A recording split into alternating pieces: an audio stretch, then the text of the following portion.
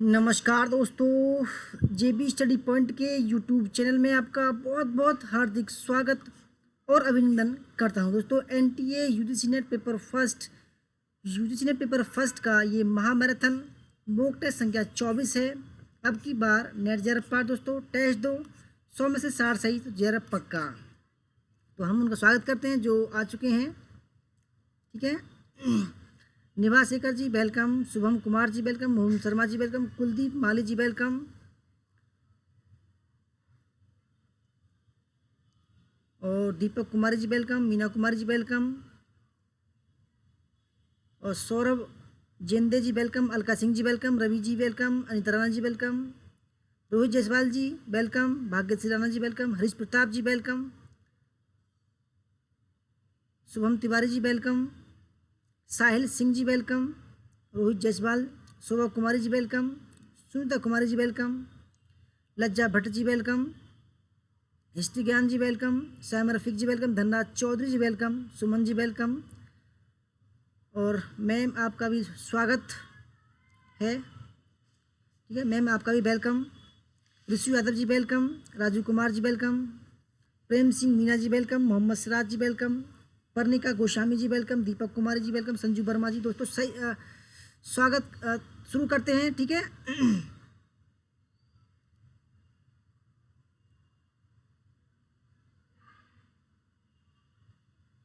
बस एक ही सेकंड रुक जाओ ज़रा। बस दोस्तों एक दिक्कत आ गई है। ठीक है, क्योंकि बिना देखे ही डिसलाइक होनी शुरू हो गई हैं, तो इसलिए दोस्तों मैंने डिसलाइक का ऑप्शन ही ख़त्म कर दिया है। ठीक है, करते रहो भाई, जलते रहो भाई लोग बच्चों, कुछ नहीं बिगाड़ सकते हमारा। ठीक है, तो शुरू करते हैं। हमारा नाम देव कुमार, पीएचडी इतिहास, एक बार जेआरएफ, 4 बार नेट पास। दोस्तों ये जो डिसलाइक हैं दो, ये दिखा रही हैं दोस्तों, ये नहीं रोक पाएंगे, ये बेहुदे लोग हैं, ये नहीं रोक पाएंगे हमें। ठीक है, वीडियो शुरू में ही 2 डिसलाइक, इसका मतलब जानते हो आप। ठीक है, हमारा नंबर है 8755475312। अगर आप हमारे चैनल पर नए हैं और आपने अभी तक हमारा चैनल सब्सक्राइब नहीं किया, प्लीज़ सब्सक्राइब कर लीजिए। उसके पास में जो बेल आइकन उसको प्रेस कर लीजिए, जिससे कि आने वाली नई वीडियो का नोटिफिकेशन आपको पहले मिल सके। वीडियो को लाइक और शेयर दोस्तों ज़रूर कीजिएगा। अंकित मलिक जी वेलकम,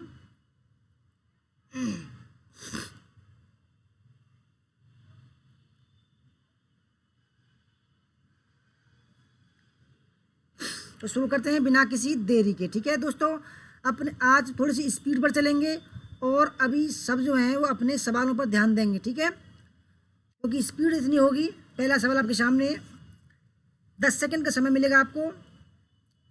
निम्नलिखित में से किस प्रकार का शिक्षक सत्तावादी शिक्षण शैली से सबसे अधिक संबंधित माना जा सकता है? पहला, लोकतांत्रिक शिक्षण, अप्रत्यक्ष शिक्षण, हस्तक्षेप शिक्षण, या प्रत्यक्ष अनुदेश शिक्षण। नीलू सिंह जी वेलकम,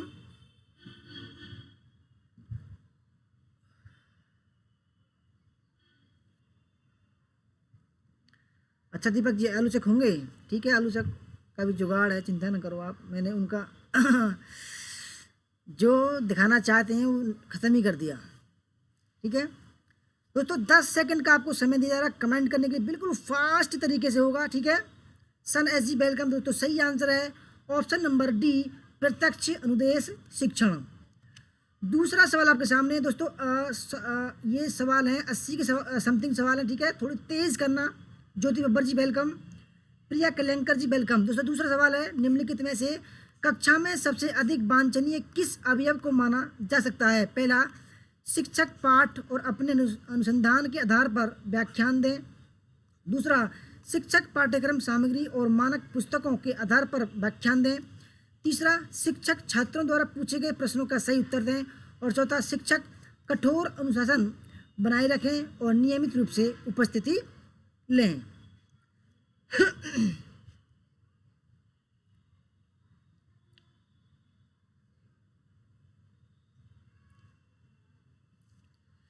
दोस्तों 10 सेकंड का समय है आपको, 80 सवाल हैं। ठीक है, बस आप स्पीड पकड़ लें बस। अंकित युवराज जी वेलकम आपका। दोस्तों दूसरे सवाल का सही आंसर है ऑप्शन नंबर फर्स्ट, शिक्षक पाठ और अपने अनुसंधान के आधार पर व्याख्या दें। तीसरा सवाल आपके सामने है, निम्नलिखित में से कक्षा में शोर को नियंत्रित करने के लिए सबसे अच्छी संवाद प्रक्रिया है। पहला, बलपूर्वक यह कहना कि बातें मत करो। दूसरा, अपनी आवाज़ को छात्रों की आवाज़ से भी ऊपर कहना। तीसरा, शांत रहना और विद्यार्थियों की ओर देखते रहना। और चौथा, कक्षा में शोर की उपेक्षा करते हुए शिक्षण को जारी रखना।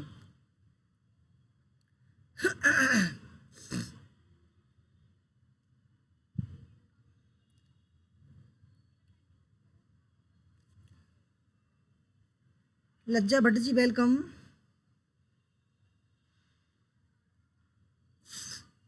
तो दोस्तों तीसरे सवाल का सही आंसर है ऑप्शन नंबर सी, रवि जी। जो मैं कह रहा था शांत रहना और विद्यार्थी की ओर देखना, ये बिल्कुल सच्चे सबसे अच्छी प्रक्रिया होती है। ठीक है। चौथा सवाल आपके सामने, एक शिक्षक के रूप में आप क्या करोगे यदि छात्र कक्षा में उपस्थित न रहते हों। पहला, छात्रों को उनकी अनुपस्थिति के लिए दोष देना। दूसरा, शांति में ढंग से छात्रों के वर्तमान रवैये पर विचार करना। तीसरा, शिक्षण के लिए किसी रुचिकर तकनीक का उपयोग। और चौथा, अनुपस्थिति के कारणों को समझने एवं उनके समाधान पर प्रयास।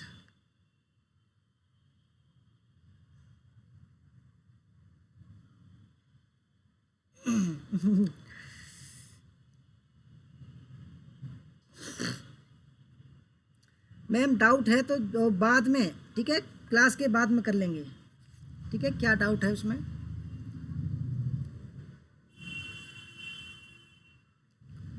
तो दोस्तों चौथे सवाल का सही आंसर है ऑप्शन नंबर डी। ठीक है, अनुपस्थिति के कारणों को समझने एवं उनके समाधान पर प्रयास। पांचवा सवाल आपके सामने, एक शिक्षक पाठ्य विषय एवं पाठ्यक्रमेतर दोनों प्रकार की गतिविधियों में कठोर अनुशासन रखता है, लेकिन वह छात्रों की सहायता में तत्पर भी रहता है। निम्नलिखित में से कौन सा शब्द शिक्षक की प्रवृत्ति को परिभाषित करता है? अधिकारपूर्ण, प्रजातंत्रवादी, लचीला या अनम्य?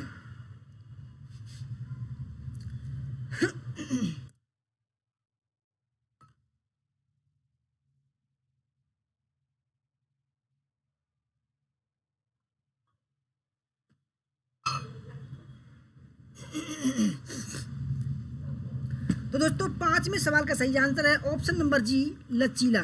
ठीक है, लचीला। छठा सवाल आपके सामने है, निम्नलिखित में से कौन सा बेहतर कक्षा प्रबंधन के अर्थ को दर्शाता है? पहला, प्रभावी समूह कार्य और छात्रों में परस्पर क्रिया। दूसरा, उचित योजना और उपयुक्त शिक्षण सहायक यंत्र विकसित करना। तीसरा, शिक्षक की समयनिष्ठा और पाठ्यक्रम को निर्धारित समय सीमा में पूरा करना। और ऑप्शन नंबर 4, उपरोक्त सभी। लक्ष्मी जी वेलकम आपका, मोनिका जी वेलकम, अंकित मलिक जी वेलकम।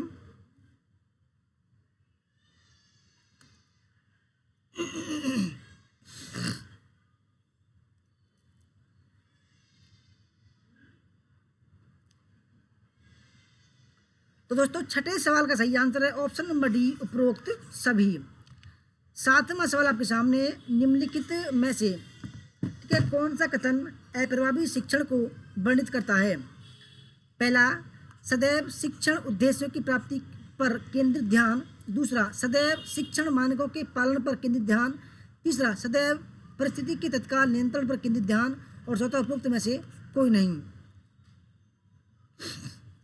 दोस्तों बस स्पीड से चलना, ठीक है।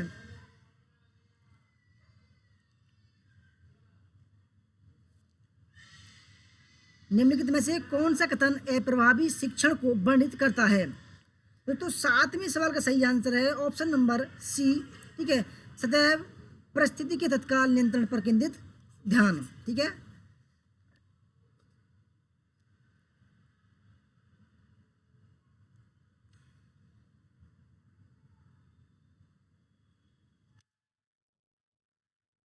आठवां सवाल है, निम्नलिखित में से कौन सा न्यायाधर्ष गैर संभाव्य न्यायाधर्ष के अंतर्गत आता है?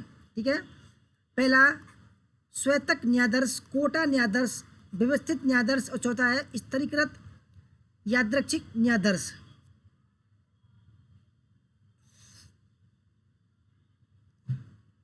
शर्मा नेहा, नेहा शर्मा जी वेलकम आपका भी।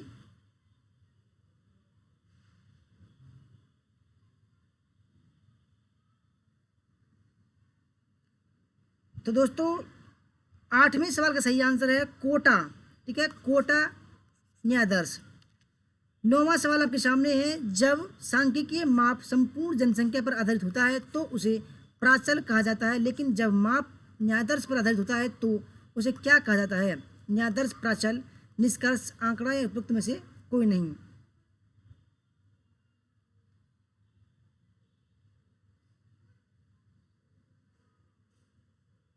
मैम सी ही तो बताया हमने, 7वें का, 7 का सी राइट है, 8वें का बी बताया था। ठीक है, और दोस्तों 9वें सवाल का सही आंसर है ऑप्शन नंबर सी, आंकड़ा। ठीक है, ऑप्शन नंबर सी, आंकड़ा। 10वां सवाल आपके सामने, जब कोई शोधकर्ता पूर्ण जनसंख्या में से 100 संभाव्य न्यायादर्श का चयन करता है तो उसे निम्नलिखित में से कौन सा न्यायादर्श कहा जाता है? पहला कोटा न्यायादर्श, सरल यादृच्छिक न्यायादर्श, स्तरीकृत यादृच्छिक न्यायादर्श, और चौथा है व्यवस्थित न्यायादर्श।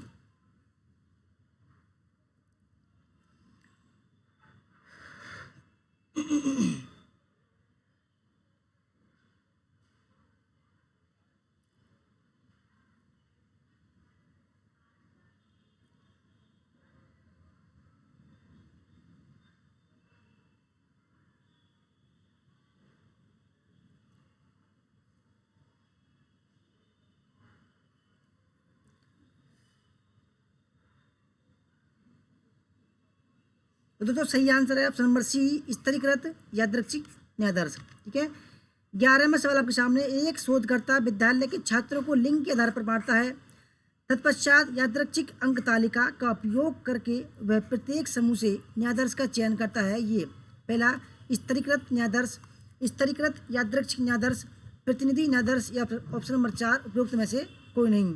विनोद तंवर जी, वेलकम आपका।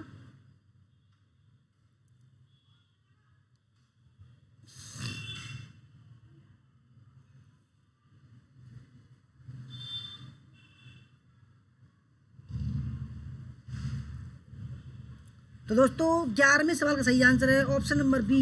ठीक है, स्तरीकृत यादृच्छिक न्यायादर्श।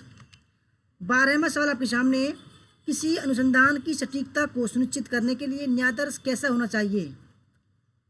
ठीक है, वह यादृच्छिक रूप से लिया जाना चाहिए, वह कोटा द्वारा तय किया जाना चाहिए, जनसंख्या का प्रतिनिधि करने वाला होना चाहिए, ऑप्शन नंबर 4 स्वोद्देश्य होना चाहिए। ठीक है दोस्तों, बस स्पीड पकड़ लो। ठीक है, क्योंकि आपके पास समय नहीं है बिल्कुल भी, मैं आपका समय बिल्कुल भी खराब नहीं करूंगा। ठीक है, क्योंकि हमारी हैबिट नहीं है दोस्तों आपका समय खराब करना। पूजा कुमारी जी वेलकम। दोस्तों 12वें सवाल का जो सही आंसर है वो है ऑप्शन नंबर सी। ठीक है, जनसंख्या का प्रतिनिधित्व करने वाला होना चाहिए। 13वां सवाल, अनुसंधानकर्ता न्यायादर्श का आकार कम रख सकते हैं यदि जनसंख्या विजातीय हो, अप्राप्य हो, सजातीय हो, या उपरोक्त सभी। ठीक है, अनुसंधानकर्ता न्यायादर्श का आकार कम रख सकते हैं यदि जनसंख्या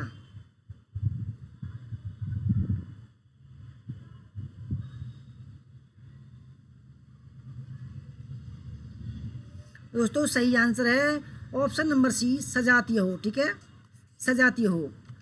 14वां सवाल आपके सामने, यदि जनसंख्या सीमित हो तो निम्नलिखित में से कौन सी तकनीक का उपयोग किया जाता है? क्षेत्र न्यायादर्श तकनीक, स्वदेश्य न्यायादर्श तकनीक, व्यवस्थित न्यायादर्श तकनीक, या उपरोक्त में से कोई नहीं। यदि जनसंख्या सीमित हो तो निम्नलिखित में से कौन सी तकनीक का उपयोग किया जाता है?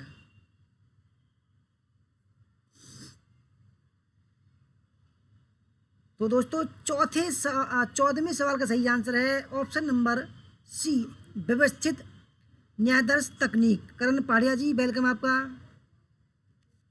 15वां सवाल आपके सामने, स्वत्वक या क्लस्टर सैंपलिंग का उपयोग तब किया जाता है जब पहला समष्टि यत्र तत्र घटित हो और न्यायादर्श का आकार बड़ा होना चाहिए, दूसरा समष्टि विजातीय हो, तीसरा, लंबे सर्वेक्षण की आवश्यकता है। और ऑप्शन नंबर 4, ए और सी दोनों।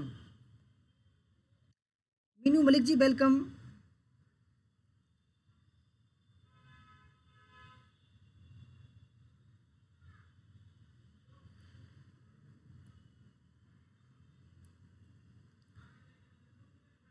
रोशनी Tanwar ji welcome, good evening. दोस्तों सही आंसर 15 में का ऑप्शन नंबर डी, ए और सी। ठीक है, ए और सी दोनों ठीक है। ठीक है, 16वां सवाल आपके सामने है। एक शोधकर्ता अपनी समष्टि को कुछ समूह में विभाजित कर देता है और प्रत्येक समूह से न्यायाधीश की संख्या निश्चित कर देता है। इस प्रकार के न्यायाधीश को क्या कहा जाता है? स्तरीकृत न्यायाधीश, कोटा न्यायाधीश, स्तवक न्यायाधीश या उपरोक्त सभी?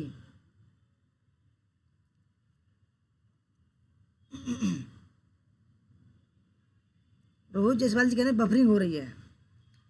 रोहित जी, शिव कुमार जी वेलकम। देखो फिलहाल तो बिल्कुल सही चल रही है, स्पीड बिल्कुल अच्छी आ रही है हमारे पास। ठीक है, कोई बफरिंग नहीं है, हो सकता है आपके पास बफरिंग हो। समा अंजुन जी वेलकम, आपका आरती पटेल जी वेलकम। तो दोस्तों 16वें सवाल का सही आंसर है कोटा सैंपलिंग या न्यायाधीश।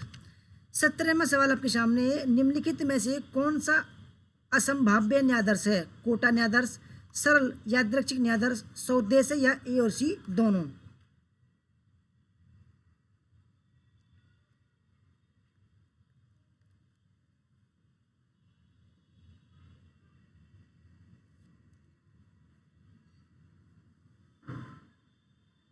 पूनम देवी जी वेलकम। दोस्तों 17वें सवाल का सही आंसर है ऑप्शन नंबर डी, ए और सी दोनों। ठीक है, ए और सी दोनों। 18वां सवाल, यदि शोधकर्ता किन्हीं 5 स्कूलों का चयन करता है और फिर उन 5 स्कूलों में प्रत्येक शिक्षक का साक्षात्कार लेता है तो वह इसके लिए कौन से न्यायाधीश का उपयोग करता है? सरल यादृच्छिक न्यायाधीश, स्तरीकृत यादृच्छिक न्यायाधीश, क्लस्टर यादृच्छिक न्यायाधीश या उपरोक्त में से कोई नहीं?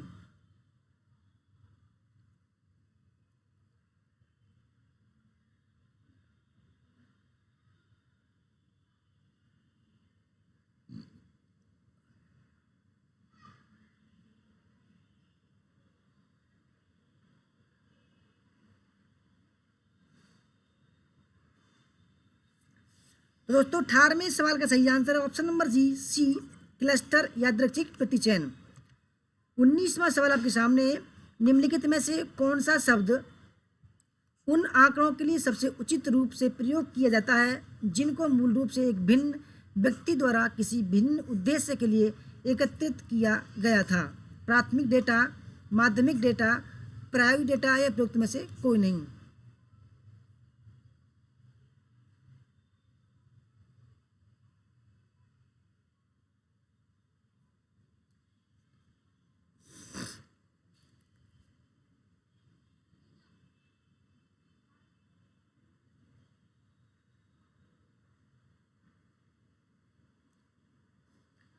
साहिल सिंह जी वेलकम आपका। तो दोस्तों सही आंसर है ऑप्शन नंबर बी, माध्यमिक डाटा। दोस्तों क्योंकि उसने प्राथमिक डाटा से ही जो है कलेक्ट किया है डाटा। ठीक है,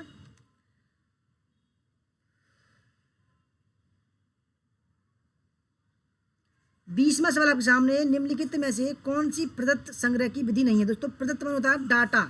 ठीक है, यानी कि आप कुछ रिसर्च करोगे और रिसर्च के बारे में जो भी जानकारी इकट्ठा करोगे उसको दोस्तों बोलते हैं प्रदत्त या डाटा। संग्रह माने सेव करना, इकट्ठा करना। प्रश्नावली, साक्षात्कार, टिप्पणियां या प्रयोग?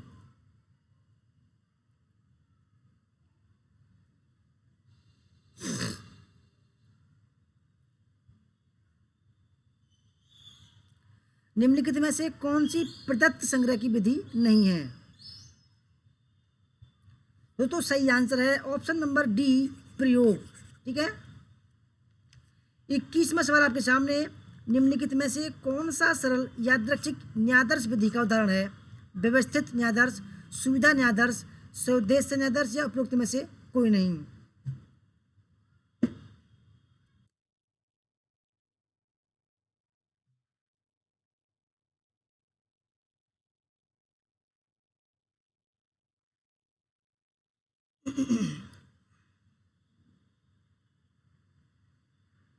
दोस्तों 21वें सवाल का सही आंसर है व्यवस्थित न्यायाधीश। ठीक है दोस्तों, स्पीड ज़्यादा तो नहीं है। ठीक है, 22वां सवाल है निम्नलिखित में से कौन सा सरल यादृच्छिक न्यायाधीश विधि का उदाहरण नहीं है। पहला व्यवस्थित न्यायाधीश, स्तरीकृत न्यायाधीश, यादृच्छिक न्यायाधीश, सरल, और ऑप्शन नंबर 4 उपरोक्त सभी।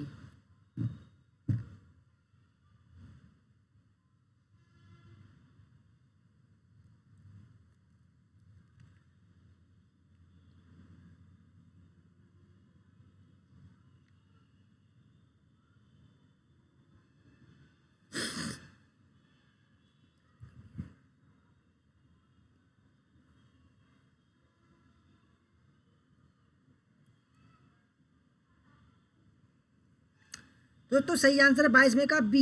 ठीक है, स्तरीकृत यादृच्छिक न्यायाधीश। 23वां सवाल, इनमें से यादृच्छिक न्यायाधीश विधि का एक प्रकार है 2 चरण यादृच्छिक न्यायाधीश, व्यवस्थित न्यायाधीश, सुविधा न्यायाधीश या स्वेद्देश्य न्यायाधीश। इनमें से यादृच्छिक न्यायाधीश विधि का एक प्रकार है।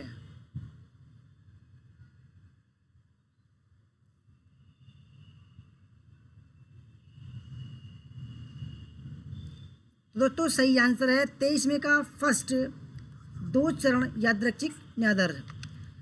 24वां सवाल आपके सामने, निम्नलिखित में से कौन सा गैर यादृच्छिक न्यायाधीश विधि का एक उदाहरण है। सुविधा न्यायाधीश, स्तरीकृत, सरल या स्तबक यादृच्छिक।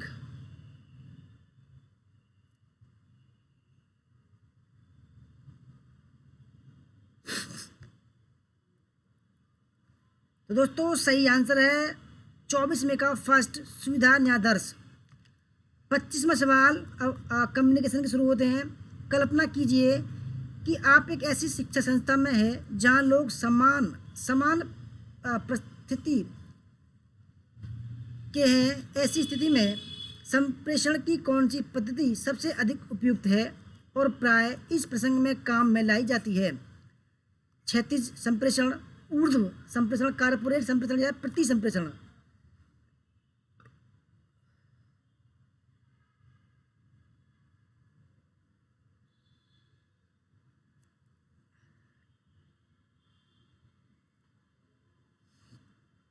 दोस्तों 25वें सवाल का सही आंसर है ऑप्शन नंबर फर्स्ट,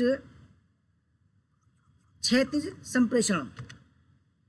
26वां सवाल आपके सामने, कक्षा में विद्यार्थी को संबोधित करते समय अध्यापक द्वारा ध्यान में रखे जाने वाले महत्वपूर्ण तत्व को चिन्हित कीजिए। सानिध्य से बचना, वाक, स्वराघात परिवर्तन, पुनरावर्ती विराम या स्थिर भंगिमा।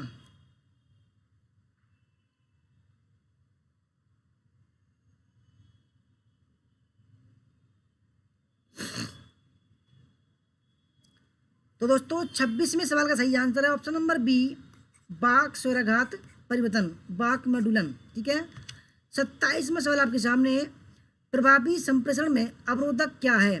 पहला नीति प्रवचन, निर्णय परक होना और सात्वना प्रदायी टिप्पणियाँ। दूसरा संवाद, सारांश और आत्म समीक्षा। तीसरा सरल शब्दों का प्रयोग, शांत प्रतिक्रिया और रक्षात्मक अभिव्यक्ति। और चौथा है व्यक्तिगत कथन, नजर मिलाना और सरल वर्णन।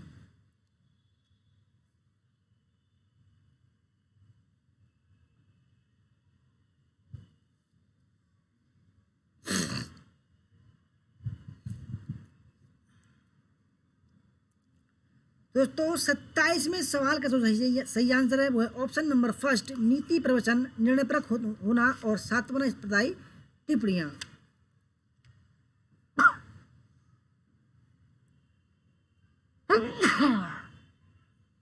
सॉरी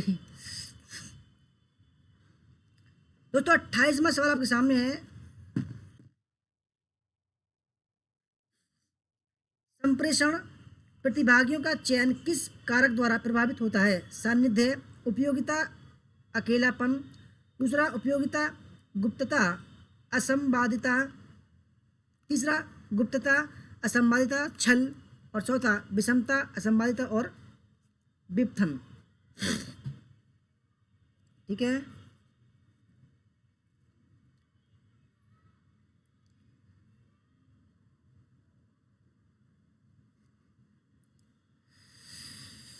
तो दोस्तों 28वें सवाल का सही आंसर है ऑप्शन नंबर फर्स्ट, सानिध्य, उपयुक्तता और अकेलापन।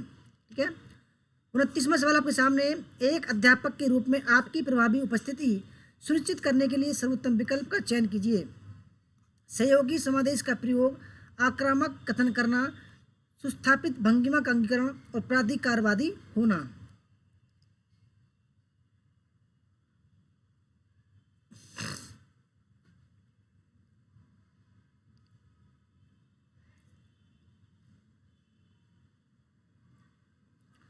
दोस्तों 29वें सवाल का जो सही आंसर है वो है ऑप्शन नंबर सी, सुस्थापित भंगिमा का अंगीकरण। 30वां सवाल आपके सामने, प्रत्येक संप्रेषक को किस प्रकार का अनुभव होता है? क्षिप्त आवेग, प्रत्याशित उत्तेजना, होमोफिली का मुद्दा या परिस्थिति विस्थापन। प्रत्येक संप्रेषक को किस प्रकार का अनुभव होता है? दोस्तों सही आंसर है प्रत्याशित उत्तेजना। ठीक है, प्रत्याशित उत्तेजना। 31वां सवाल आपके सामने, विचारों के गतिशील पैटर्न की शुरुआत के लिए कक्षा संप्रेषण का केंद्रीय बिंदु के रूप में प्रयोग कहलाता है?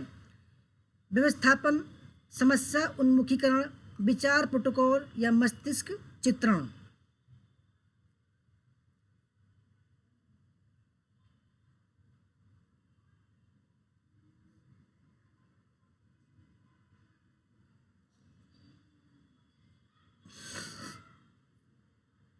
दोस्तों 31वें सवाल का सही आंसर है मस्तिष्क चित्रण। ठीक है। 32, वाणी के बजाय आवाज के पहलुओं को जाना जाता है? पहला, शारीरिक भाषा के रूप में, व्यक्तिक भाषा के रूप में, पराभाषा के रूप में और चौथा है वितरण भाषा के रूप में। दोस्तों ये सवाल कई बार आ चुका है। ठीक है, ये अच्छा सवाल है।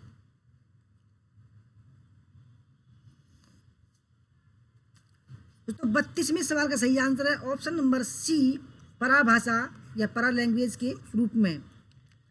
33, प्रत्येक प्रकार का संप्रेषण प्रभावित होता है अभिग्रहण से, संचरण से, गैर विनिमय से या संदर्भ से।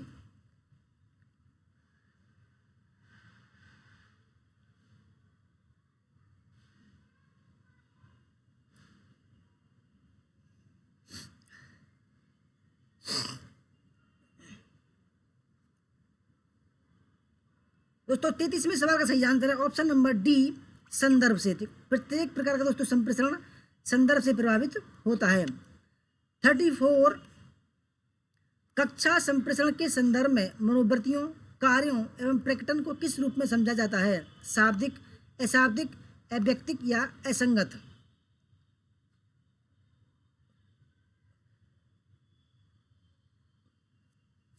दोस्तों 34वें सवाल का सही आंसर है अशाब्दिक।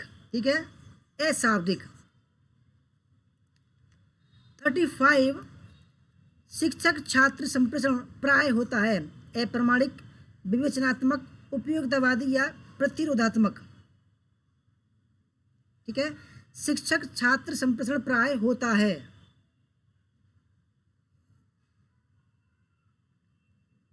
दोस्तों शिक्षक छात्र संप्रेषण जो होता है वो तो होता है उपयोगितावादी। ठीक है। 36, कक्षा में एक संप्रेषण का विश्वास स्तर निर्धारित होता है?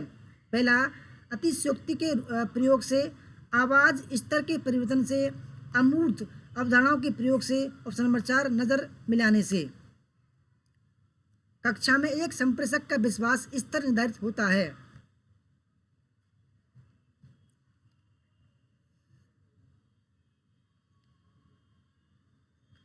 दोस्तों 36वें का सही आंसर है नजर मिलाने से। ठीक है, नजर मिलाने से।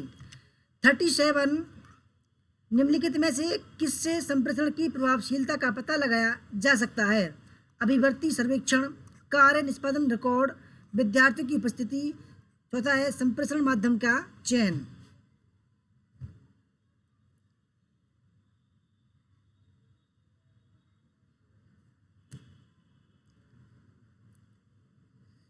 साइमा रफीक जी, आपने कहा हमारे बच्चे बिना रोटी खाए पिए सो गए, तो हमने जो है सोचा चलो भाई 1 घंटा पहले कर लेते हैं। आपने बोला 7 बजे कर लो, ठीक है, 7 बजे कर लिया हमने। दोस्तों 37 का जो सही आंसर है वो है ऑप्शन नंबर बी, ठीक है, ऑप्शन नंबर बी, पहला, दूसरा और तीसरा। 38 दोस्तों ये आ गए ICT। HTML किसका संक्षिप्त रूप है? Hitech markup language, how to markup language, hyper text markup language, और चौथा है उपरोक्त में से कोई नहीं।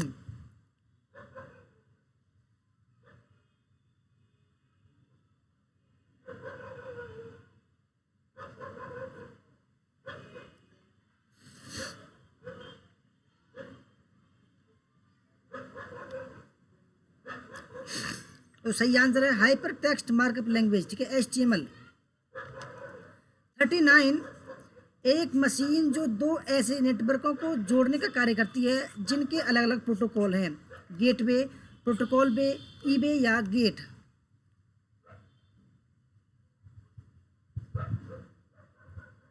दोस्तों जैसे कि मैं बता रहा हूँ आपको, जैसे बैंक का गेटवे हुआ, ठीक है, और आपका गेटवे हुआ। जैसे आप कुछ चीज़ ट्रांसफ़र करते हैं, पैसे ट्रांसफ़र करते हैं दोस्तों, तो आपके फ़ोन का गेटवे, ठीक है, जो यानी कि जो पैसा काटता है वो गेटवे, और बैंक का गेटवे, ठीक है। जैसे कि आप फीस जमा कर रहे हैं दोस्तों, ठीक है, तो उस फीस जमा करने वाले का गेटवे और आपके बैंक का गेटवे, उन दोनों को जो मिलाता है उसको बोलते हैं दोस्तों गेटवे, ठीक है, गेटवे के माध्यम से, ठीक है। 39 का फर्स्ट आंसर ठीक है, ये 2 नेटवर्क को मिलाने का काम करता है। 40वां सवाल, ईमेल का संक्षिप्त नाम है? Electronic mail, extra mail, enhanced mail या उपरोक्त में से कोई नहीं।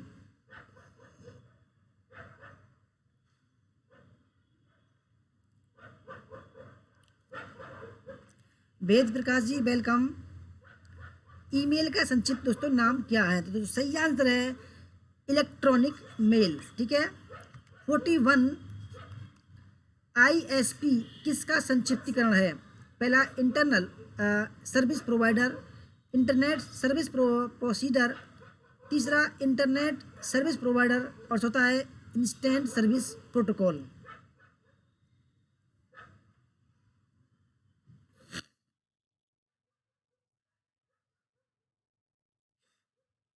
दोस्तों 41 का जो सही आंसर है वो है option number C, ISP, internet service provider, ठीक है। 42 निम्नलिखित में से वेब सर्वर किस प्रयोजन के लिए सॉफ्टवेयर है? वेब ट्रैफिक के विश्लेषण हेतु, उपयोगकर्ता के अनुरोध पर वेब पेज सेवित करना, वेब क्रॉलिंग, या option number 4 Unix operating system.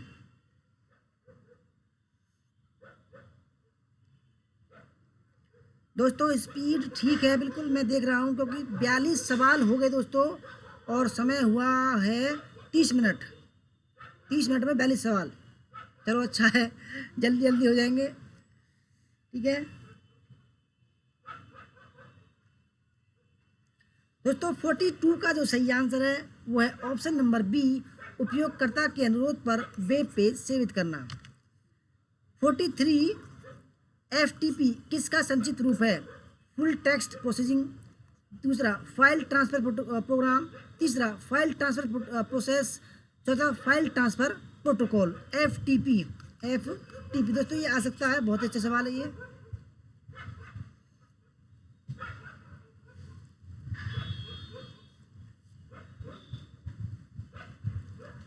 दोस्तों 43 का जो सही आंसर है वो है file transfer protocol, option number 4।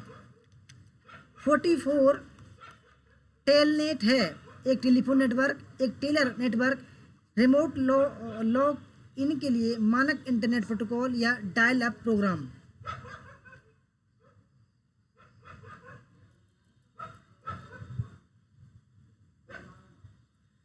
तो दोस्तों टेलनेट जो है दोस्तों क्या है? एक टेलीफोन नेटवर्क है, ठीक है, 44 में का फर्स्ट। 45 लेन क्या पूर्ण रूप क्या है? Local area network, logical area network, last area network, या उपरोक्त में से कोई नहीं है।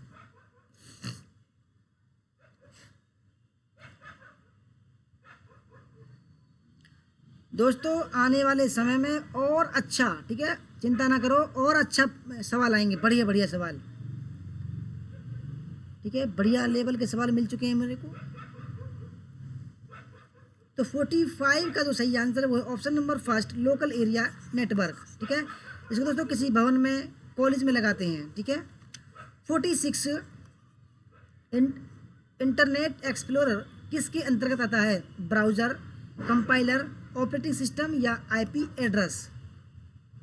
दोस्तों internet explorer, Google Chrome, Mozilla Firefox, safari, दोस्तों ये क्या है, ठीक है, इन्हीं के साथ आता है इंटरनेट एक्सप्लोरर।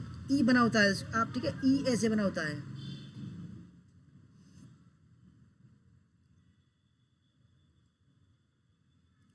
दोस्तों सही आंसर है ब्राउज़र। क्या है दोस्तों? इंटरनेट एक्सप्लोरर क्या है? ब्राउज़र है, क्योंकि Google Chrome browser, Mozilla Firefox browser, ठीक है। 47, ईथरनेट को निम्नलिखित के संबंध में प्रोटोकॉल्स का एक परिवार कहा जाता है? लैन, इंटरनेट, एक्स्ट्रानेट या उपरोक्त में से कोई नहीं?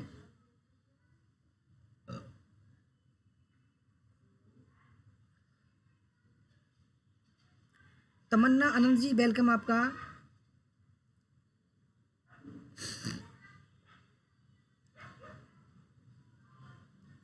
दोस्तों ईथरनेट को दोस्तों इसका सही आंसर हो जाएगा ऑप्शन नंबर फर्स्ट, लैन, लोकल एरिया नेटवर्क, ठीक है। 48,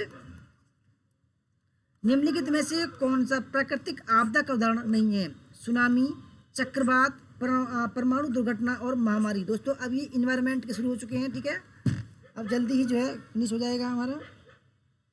80 सवाल हैं आज, 79। दोस्तों स्पीड बरकरार है, क्योंकि देखो हमने दोस्तों 34 मिनट में 48 सवाल करवा दिए हैं, ठीक है। तो दोस्तों प्राकृतिक आपदा जो नहीं है वो है 48 में का सी, परमाणु दुर्घटना। दोस्तों आपदा प्राकृतिक आपदा नहीं है, जबकि सुनामी, चक्रवात, महामारी जो है प्राकृतिक आपदा है।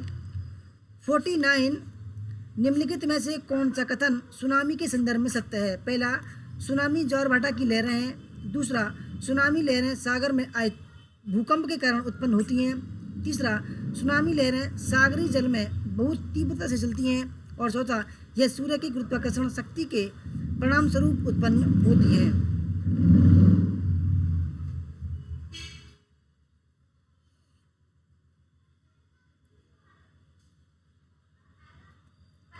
अवधेश सिंह जी वेलकम आपका।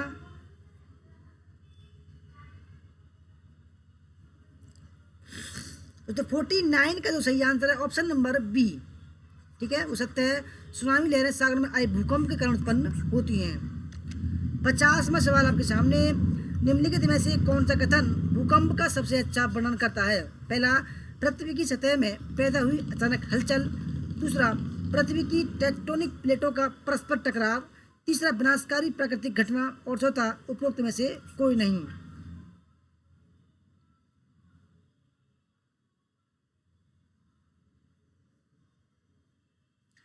धन्यवाद नीलू सिंह जी, नीलू सैनी जी। दोस्तों 50वें सवाल का सही आंसर है जो भूकंप का जो सबसे वर्णन करता है दोस्तों ऑप्शन नंबर बी, पृथ्वी की टेक्टोनिक प्लेटों का परस्पर टकराव के कारण। दोस्तों उसमें एक ऊर्जा उत्पन्न होती है, जो ऊर्जा एक तरह कहीं ना कहीं निकलती है, तो कभी दोस्तों वो भूकंप के रूप में पृथ्वी को चीरती हुई बाहर निकलती है। 51वां सवाल, निम्नलिखित में से भूकंप पैदा होने के लिए तत्काल ऊर्जा का स्रोत क्या है? पहला, झुकने वाले चट्टान में लोचदार ऊर्जा संग्रहित। दूसरा, संपीड़ित चट्टान में संग्रहित स्थितिज ऊर्जा।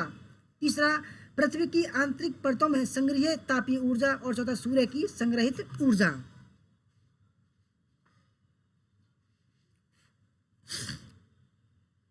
निम्नलिखित में से भूकंप पैदा होने के लिए तत्काल ऊर्जा का स्रोत क्या है?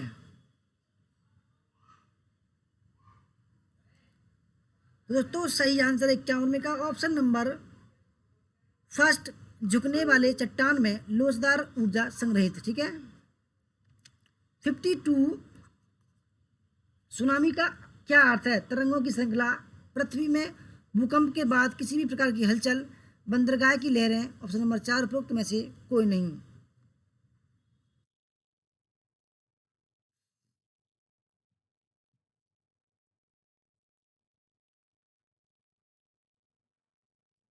दोस्तों सुनामी का जो कभी कभी हम अर्थ लगाते हैं, पता जो पड़ती है दोस्तों, वो है ऑप्शन नंबर सी। ठीक है, बंदरगाह की लहरें, बंदरगाह पे जो लहरें आती हैं, बड़ी बड़ी लहरें आती हैं, उनको बोलते हैं कि सुनामी आ गई। ठीक है, 53वां सवाल आपके सामने, निम्नलिखित में से किस देश को इसमें आने वाली नियमित भूकंपों के कारण जाना जाता है? चीन, फिलीपींस, दक्षिण कोरिया या जापान? यानी कि दोस्तों ये सबसे ज़्यादा जो भूकंप आते हैं वो किस देश में आते हैं? ठीक है, नियमित लगातार आते रहते हैं, इसलिए दोस्तों वहाँ के लोग जो हैं वो कम सामान, यानी कि जो भौतिक चीज़ होती है, ठीक है, उसका कम प्रयोग करते हैं और लकड़ी के घरों में रहते हैं दोस्तों। दोस्तों सही आंसर है जापान। दोस्तों जापान की टेक्नोलॉजी बहुत ही एडवांस है। ठीक है, हमारे देश के मुकाबले बहुत एडवांस है। 54वां सवाल, निम्नलिखित में से कौन सा कथन बाढ़ के संदर्भ में सही है? पहला, जल की बड़ी मात्रा का निर्माण, जल प्रवाह में कोई अवरोध, भूजल स्तर में वृद्धि, उपरोक्त में से कोई नहीं।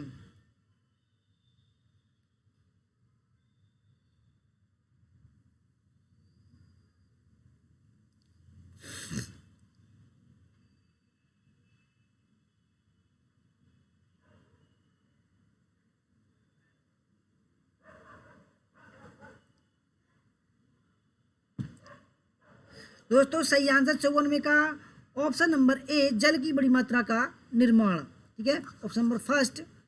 55वां सवाल आपके सामने, निम्नलिखित में से कौन सा ऐसा क्षेत्र है जिसको रिंग ऑफ फायर के रूप में जाना जाता है?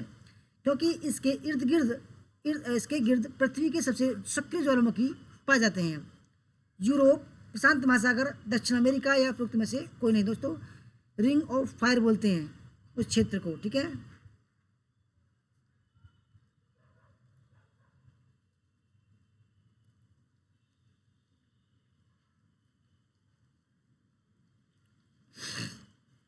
दोस्तों 55वें सवाल का सही आंसर है प्रशांत महासागर। दोस्तों प्रशांत महासागर में दुनिया के सबसे ज़्यादा ज्वालामुखी पाए जाते हैं। ठीक है, उनको बोलते हैं रिंग ऑफ फायर ग्रुप में जाना जाता है। ठीक है, बाद क्षेत्र।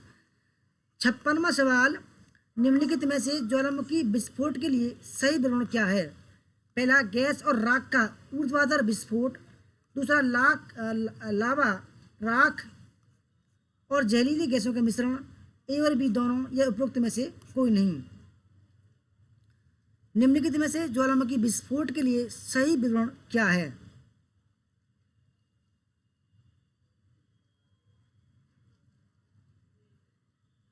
यानी कि दोस्तों जो ज्वालामुखी विस्फोट होता है तो उसमें से क्या क्या निकलता है? ठीक है, कैसे पता चलता है कि हमको ज्वालामुखी विस्फोट हुआ है?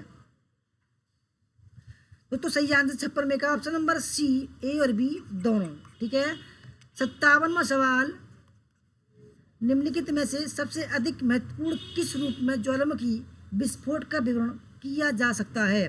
मौसम में परिवर्तन, द्वीपों का डूबना, वनस्पति का नुकसान, पशुओं का विलुप्त होना।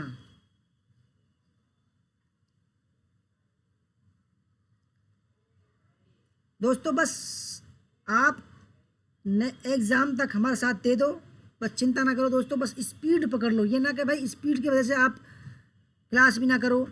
ठीक है, स्पीड मेंटेन करो आप। ठीक है, एक्टिव हो जाओ। वो कहते हैं ना गुड नाइट, एक्टिव मोड में लगा दो, वही मच्छर भग जाएंगे दोस्तों डर भग जाएगा आपका। ठीक है, एक्टिव मोड में लग जाओ आप। तो 57वें सवाल का सही आंसर है ऑप्शन नंबर फर्स्ट, मौसम में परिवर्तन। 58वां सवाल, निम्नलिखित में से सुनामी किन कारणों से उत्पन्न होती है? पहला, महासागरों में हल्के भूकंप और भूस्खलन। दूसरा, महासागरों में शक्तिशाली भूकंप और भूस्खलन। तीसरा, पर्वतीय क्षेत्रों में शक्तिशाली भूकंप और भूस्खलन। और चौथा, रेतीले क्षेत्र में शक्तिशाली भूकंप और भूस्खलन। दोस्तों मुझ में एक आदत है, मुझ में बात बनानी नहीं आती। मुझ में जो है दोस्तों बात बनाने का आइडिया नहीं आता। ठीक है, बस मुझे दोस्तों पढ़ाने से मतलब है मुझे। ठीक है, ऐसा नहीं है कि भाई पढ़ाने के बीच में कहाँ कहाँ पहुँच जाते हैं लोग बाग पढ़ाते पढ़ाते। दोस्तों इसी तरीके से अगर आपके माइंड में सेट हो जाएगा सब चीज़ तो कोई भी दिक्कत नहीं होगी दोस्तों पास होने में। ठीक है, उसके बाद में दोस्तों बात भी जो है, बात बनाना समय के अनुसार सही रहता है। 58वें सवाल का दोस्तों सही आंसर है ऑप्शन नंबर बी, महासागरों में शक्तिशाली भूकंप और भूस्खलन। 59वां सवाल, निम्नलिखित में से कौन सा विकल्प भूकंप के दौरान तनाव के निर्माण और निर्मुक्त होने का वर्णन करता है? संशोधित मर्काली स्केल, इलास्टिक रिबाउंड थ्योरी, यात्रा के समय का अंतर, उपयुक्त में से कोई नहीं। दोस्तों आप भूकंप के बारे में और सुनामी के बारे में पूरी तरह से जान गए होंगे, ठीक है, क्योंकि सारे ही सवाल भूकंप सुनामी के ऊपर है।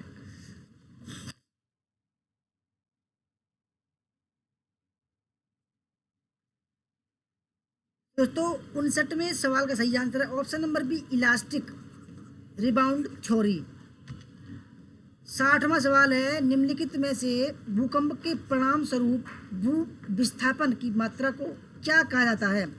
एपिसेंटर, डिप, स्लिप या फोकस।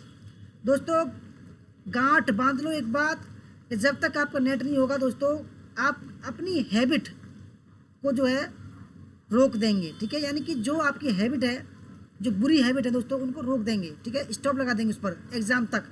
दोस्तों मैंने यही किया था और दोस्तों 17 घंटे पढ़ा था मैं, आप जानते होगा, ठीक है, 17 घंटे दोस्तों मेहनत की थी। मैंने जो अपनी हैबिट थी किसी से बात करना दोस्तों, मैंने सब बंद कर दिया था। दोस्तों ठान लो कि कर, उसके बाद ही, आज नहीं तो दोस्तों ये सोच लो कि मुझे आज ही करना और अभी करना सब कुछ, ठान लो दोस्तों, तभी होगा नेट JRF, ठीक है। 60वें सवाल का सही आंसर है ऑप्शन नंबर सी, स्लिप। 61वां सवाल, वह बिंदु जहां से भूकंपीय हलचल सर्वप्रथम उत्पन्न होती है? डिप, एपिसेंटर, फोकस या स्ट्राइकर।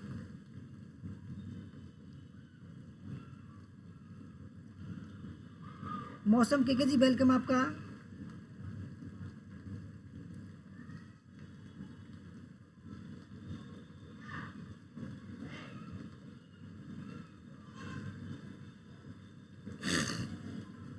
दोस्तों कुछ आप मैं बता रहा हूँ मैं, देखो बुरा मत मानना, कुछ देखो कुछ शादीशुदा हैं और कुछ और जो है अनमैरिड हैं, ठीक है। दोस्तों सभी के ज़िंदगी में कोई ना कोई होगा, किसी का गर्लफ्रेंड होगा, किसी का बॉयफ्रेंड होगा। दोस्तों उनसे कहो भाई एग्ज़ाम देना है, एग्ज़ाम के बाद बात करेंगे हम, ठीक है, अभी नहीं, ठीक है, अभी टाइम नहीं है हम पर। अगर बात करनी दोस्तों 10-15 मिनट कर लीजिए, परंतु फोकस जो है अपना एग्ज़ाम पर लगाओ, ठीक है, एग्ज़ाम पर लगाओ, ठीक है। दोस्तों अगर एग्ज़ाम पर लगा दिया, ये टाइम एग्ज़ाम का है, क्योंकि दोस्तों अगर बात करोगे कोई ना कोई टेंशन होगी, बेफालतू की टेंशन लेना छोड़ दो, बिल्कुल 100% होगा, मैं बता रहा हूँ। दोस्तों मैंने देखो, मैं भी देखो अनमैरिड हूँ दोस्तों, मेरे जीवन में भी एक हैं, ठीक है, रिलेशन में। दोस्तों मैंने बोला कि भाई मैं बात नहीं करूँगा, केवल मैं 1 घंटे यानी कि मैं केवल 10 मिनट बात करूंगा पूरे दिन। दोस्तों मैंने लगा लो 1 महीने तक 10-10 मिनट डेली बात की थी। तो दोस्तों अपना जो सबसे प्यारा होता है उसको छोड़ दीजिए, ठीक है, तो पास हो जाओगे। 61वें का सही आंसर है ऑप्शन नंबर सी, फोकस, ठीक है। 62, निम्नलिखित में से कौन सा अनुक्रम भूकंप के दौरान सही प्रकार से पहले से बाद में पहुंचने वाली तरंगों का अनुक्रम दर्शाता है? पहला पी तरंगें, एस तरंगें, सतही तरंगें। दूसरा सतही तरंगें, पी तरंगें, एस तरंगें।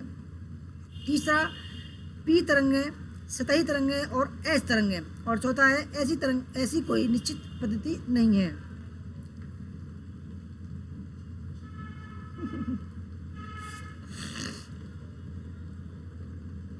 ओ रवि जी, दिल है कि मानता नहीं है, आपका बड़ा अनोखा दिल है। समझाओ रवि जी, समझाओ, ठीक है, टाइम थोड़ा बहुत टाइम दो, उनको समझाओ।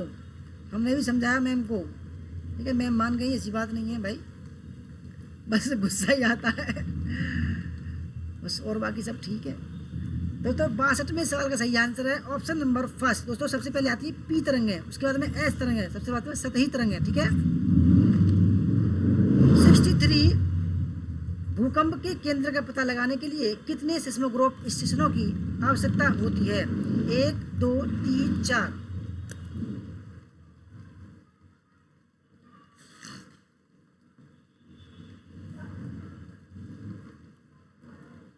भूकंप के केंद्र का पता लगाने के लिए दोस्तों कितने सिस्मोग्राफ स्टेशनों की आवश्यकता होती है?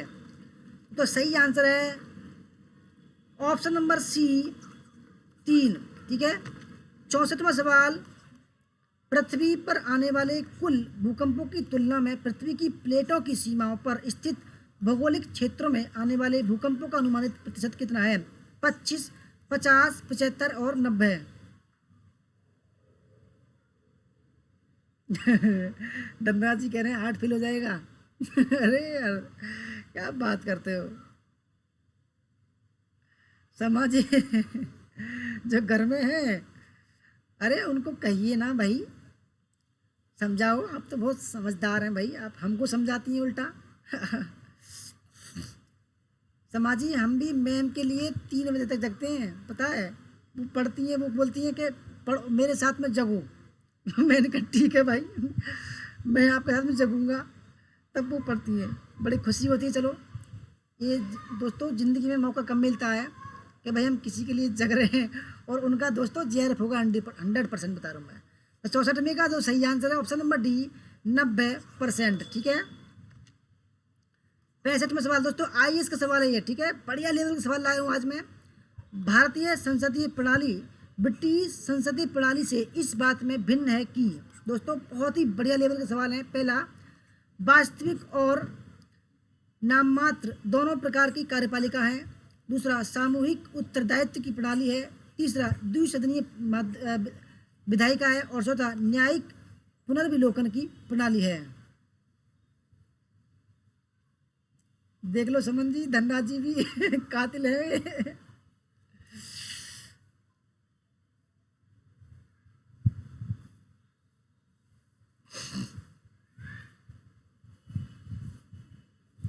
दीपक जी मैम बहुत मेहनत कर रही हैं, उनके लिए देखो हम रात के 3 बजे तक जगता हूँ मैं, इसलिए मैं थोड़ा काम कर लेता हूँ भाई आपके लिए थोड़ा सा। ठीक है, इसलिए जगता हूँ। वो पढ़ लेंगी अच्छी तरीके से, JRF हो जाएगा तो दोस्तों बहुत खुशी मिलती है। JRF के बाद में बहुत खुशी। दोस्तों 65 का सही आंसर है ऑप्शन नंबर डी, न्यायिक पुनर्विलोकन। दोस्तों क्योंकि ये अमेरिका में है, ठीक है, अमेरिका से ली गई है। ठीक है। 66, निम्नलिखित में से कौन सी एक भारतीय संघराज्य पद्धति की विशेषता नहीं है? ठीक है, पहला, भारत में स्वतंत्र न्यायपालिका है। दूसरा, केंद्र और राज्यों के बीच शक्तियों का स्पष्ट विभाजन किया गया है। तीसरा, संघबद्ध होने वाली इकाइयों को राज्यसभा में असमान प्रतिनिधित्व दिया गया है। और चौथा, यह संघबद्ध होने वाली इकाइयों के बीच एक सहमति का परिणाम। दोस्तों ऐसे ही सवाल आते हैं, ठीक है, समझना इस बात को।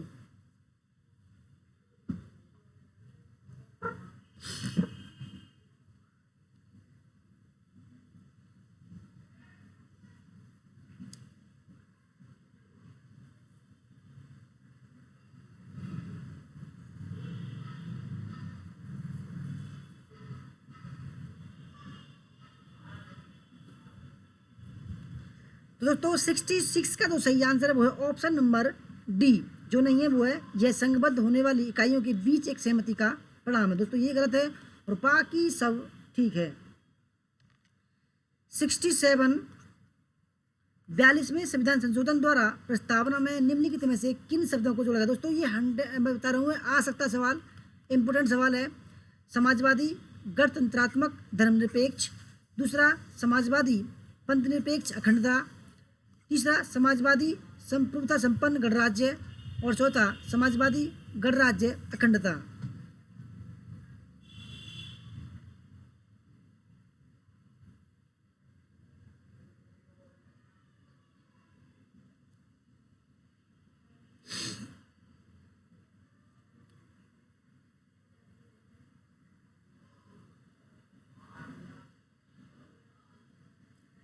दोस्तों 67 का जो सही आंसर है वो है ऑप्शन नंबर बी। ठीक है, समाजवादी पंथ निरपेक्ष और अखंडता शब्द दोस्तों 42वें संविधान संशोधन 1976 में जोड़े गए थे।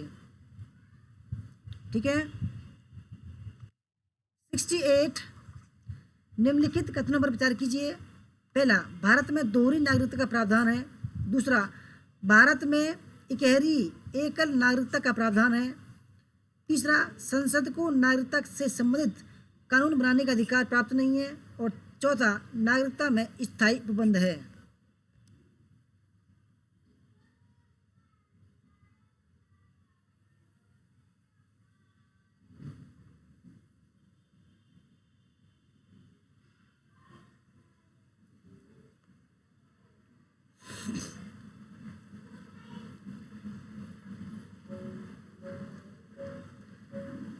दोस्तों 68 का बहुत ही बढ़िया सवाल है, ठीक है, नागरिकता, क्योंकि सिलेबस में है नागरिकता, ठीक है। तो 68 का दोस्तों सही आंसर है ऑप्शन नंबर बी, केवल 2 सा ठीक है, क्योंकि एक ही नागरिकता हमारे देश की, ठीक है। 69, भारत के संविधान में शोषण के विरुद्ध अधिकार द्वारा निम्नलिखित में से कौन से परिकल्पित हैं?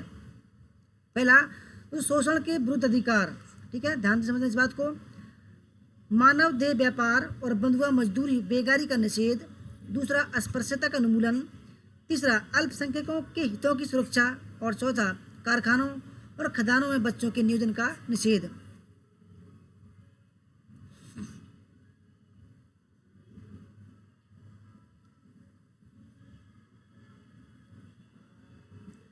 दोस्तों शोषण के विरुद्ध अधिकार 23 और 24 अनुच्छेद में आते हैं, ठीक है। दोस्तों ये आ सकता है सवाल, मैं बता रहा हूँ 100% बता रहा हूँ, ये आ सकता है सवाल, ठीक है।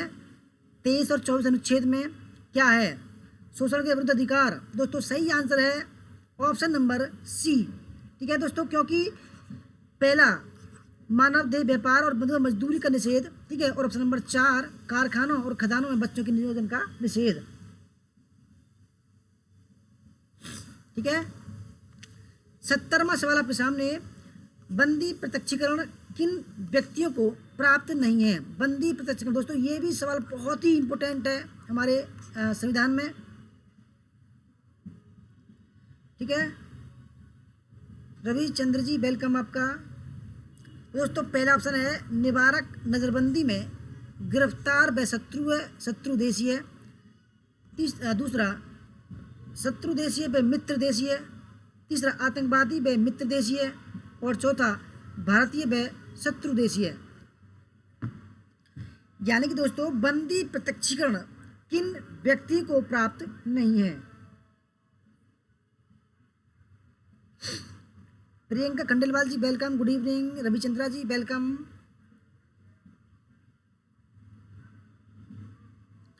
दोस्तों बंदी प्रत्यक्षीकरण बहुत ही इम्पोर्टेंट एक टॉपिक है संविधान का, ठीक है।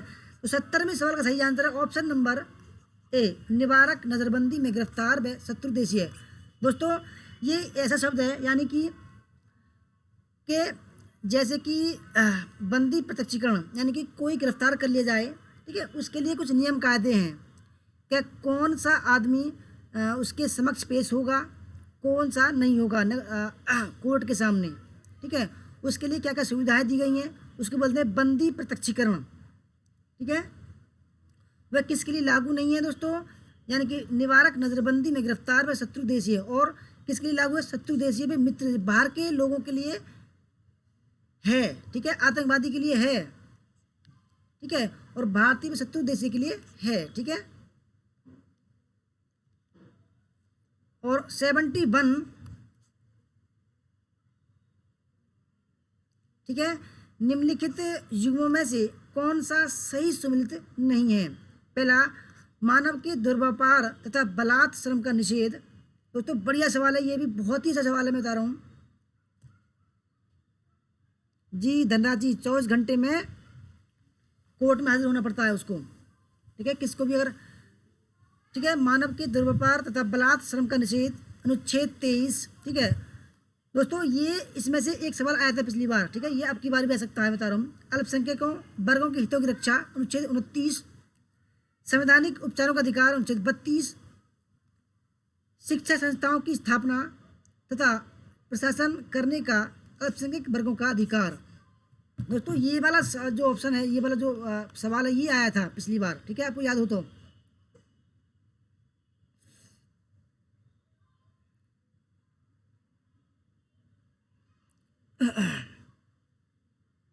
रवि जी कह रहे हैं आपकी वॉइस स्वीट है, लड़कियों जैसी आवाज आ रही होगी, स्वीट इसलिए लग रही होगी आपको।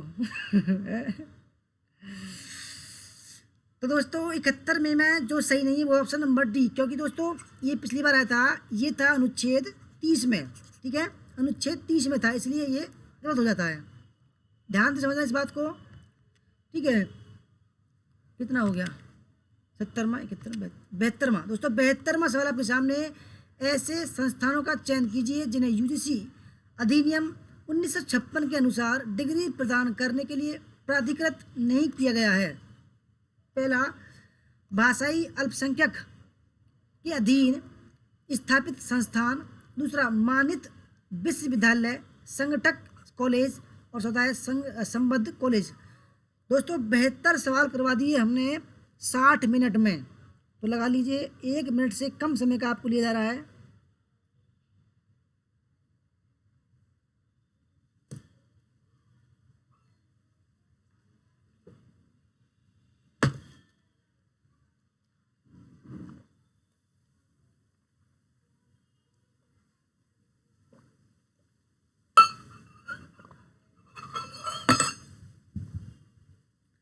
दोस्तों 72वें सवाल का जो सही आंसर है, ठीक है, वो है ऑप्शन नंबर डी, पहला, तीसरा और चौथा। दोस्तों आप जानते हो संबद्ध कॉलेज जैसे किसी यूनिवर्सिटी का कॉलेज है दोस्तों, वो डिग्री प्रदान नहीं करता है, ठीक है, केवल कौन करता है, यूनिवर्सिटी करती है, ठीक है। 73वां सवाल आपके सामने है, राष्ट्रीय ज्ञान आयोग NKC नेशनल नॉलेज कमीशन की स्थापना किस वर्ष हुई थी? 1998, 2000, 2005 या 2007?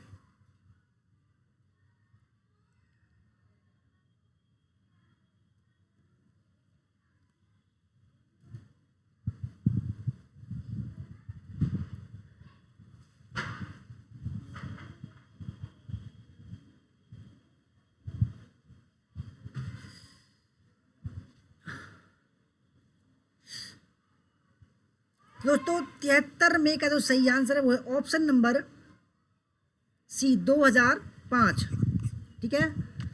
74वां सवाल आपके सामने है, 9 अगस्त 2018 की स्थिति के अनुसार UGC द्वारा मान्यता प्राप्त दूरस्थ शिक्षा निदेशालयों और मुक्त विश्वविद्यालयों की संख्या है 49, 53, 58 या 62?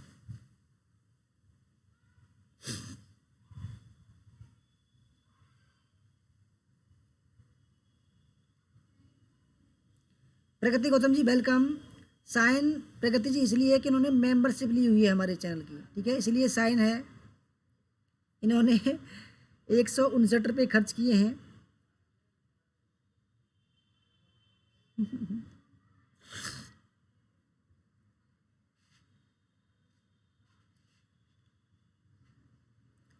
दोस्तों 74 में का सही आंसर है ऑप्शन नंबर बी, ठीक है, 53।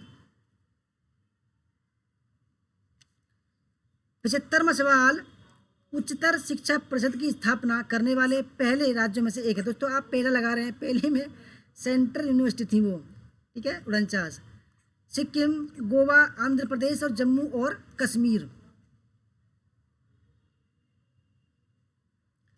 उच्चतर शिक्षा परिषद की स्थापना करने वाले पहले राज्यों में से एक है। दोस्तों जो भी मेंबरशिप लेंगे, ठीक है, उनके लिए कुछ हमको जैसे आप 299 रुपये की मेंबरशिप लेंगे तो दोस्तों आपको 15 PDF जो है भेजी जाएंगी, ठीक है, 15 PDF।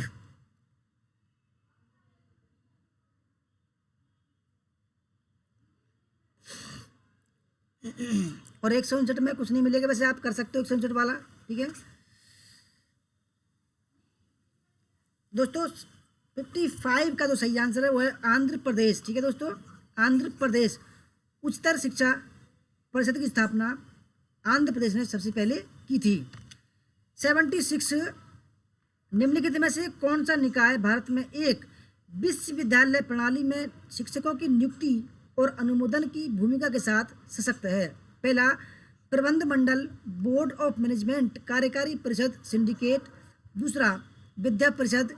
तीसरा, पाठ्य समिति। चौथा, विश्वविद्यालय कोर्ट या सीनेट।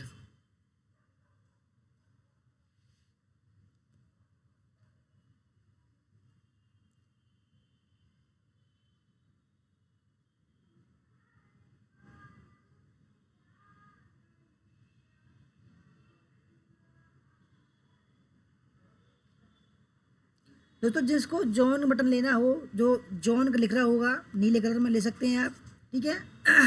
अगर आपको PDF लेनी है दोस्तों तो 299 की ले लेना, और नहीं लेनी तो 169 की लेना, ठीक है। क्योंकि दोस्तों आप बाद में जो देखोगे वो मेंबरशिप मोड में देखोगे, ठीक है।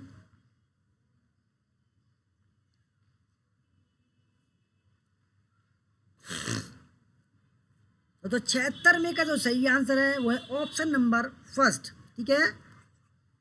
ऑप्शन फर्स्ट, प्रबंधन मंडल, बोर्ड ऑफ मैनेजमेंट, कार्यकारी परिषद या सिंडिकेट्स।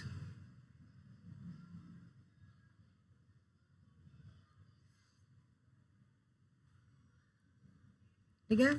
77, बाजार अर्थव्यवस्था की मांग को पूरा करने एवं योग्य स्नातक तैयार करने हेतु जो अंतर्राष्ट्रीय बाजार में अपने समकक्षों से प्रतिस्पर्धा कर सके, वर्तमान भारतीय उच्च शिक्षा में सर्वप्रथम और महत्वपूर्ण परिवर्तन निम्नलिखित में से किससे जुड़ा है? प्रवेश प्रक्रिया, पाठ्यक्रम, शैक्षिक प्रौद्योगिकी या शिक्षकों की नियुक्ति। दोस्तों 1 घंटा यानी कि 63 मिनट हो चुके हैं हमें, ठीक है। और आपके सामने हमने 77 सवाल करवा दिए हैं, ठीक है। देख लीजिए दोस्तों, मैं देखता हूँ लोग बाग क्या करते हैं अरे क्या बताऊँ उनके बारे में दोस्तों, इतना समय लेते हैं, इतना समय लेते हैं।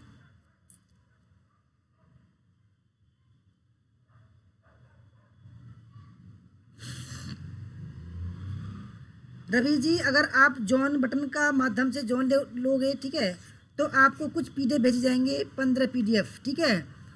अगर आप 159 की लोगे तो आप वीडियो देख पाओगे हमारी, ठीक है, जो हमारी वीडियो होंगी उनको देख पाओगे, ठीक है।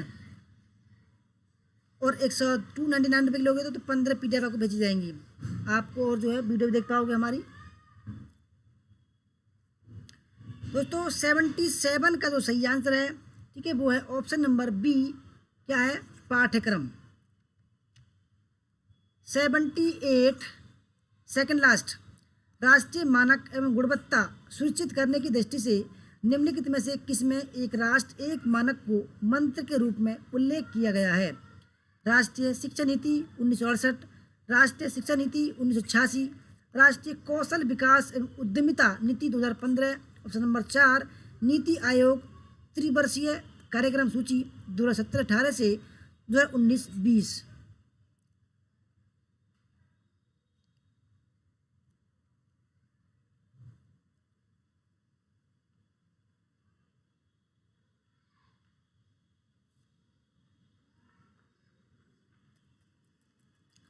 तो दोस्तों 78 का जो सही आंसर है ऑप्शन नंबर सी, राष्ट्रीय कौशल विकास एवं उद्यमिता नीति 2015। 79, निम्नलिखित में से कौन सा संगठन राष्ट्रीय महत्व की संस्था होने के साथ साथ सभी विश्वविद्यालयों के लिए उभयनिष्ठ प्लेटफॉर्म उपलब्ध कराता है? विश्वविद्यालय अनुदान आयोग, एसोसिएशन ऑफ इंडियन यूनिवर्सिटीज, दूरस्थ शिक्षा परिषद और उच्च अध्ययन संस्थान।